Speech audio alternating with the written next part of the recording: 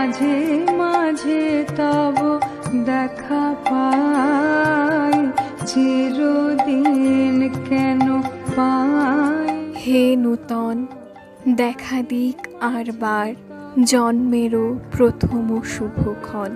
আজ বিশ্বকবি রবীন্দ্রনাথ ঠাকুরের ১৬৪তম জন্মজয়ন্তী। বাঙালির হৃদয়ে চিরজাগ্রত কবিকে নানা আয়োজনে স্মরণ করছে এদেশের মানুষ।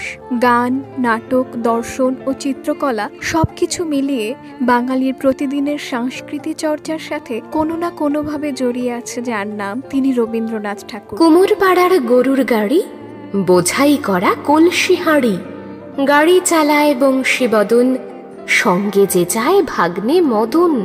রবীন্দ্রনাথ ঠাকুর 1861 খ্রিস্টাব্দের 7ই মে, 1268 বঙ্গাব্দের 25শে বৈশাখ কলকাতার জোড়াসাঁকোর ঠাকুর পরিবারে জন্মগ্রহণ করেন। ছোটবেলা থেকে অসাধারণ প্রতিভার অধিকারী রবীন্দ্রনাথ ঠাকুর বাংলা সাহিত্যের সর্বত্রই তার ব্যাপ্তি রেখেছেন। ছোট গল্প, নাটক সহ সাহিত্যের প্রতিটি ক্ষেত্রে নিজের অবস্থান জানান দিয়েছেন তিনি। গল্পকার হিসেবে তিনি যেমন বরেণ্য, ঔপন্যাসিক হিসেবেও বাংলা সাহিত্যে তার অবস্থান সুনির্দিষ্ট।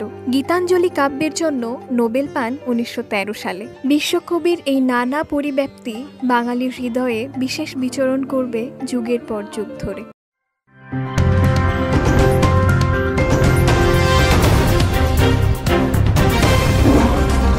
Voice of Tiger.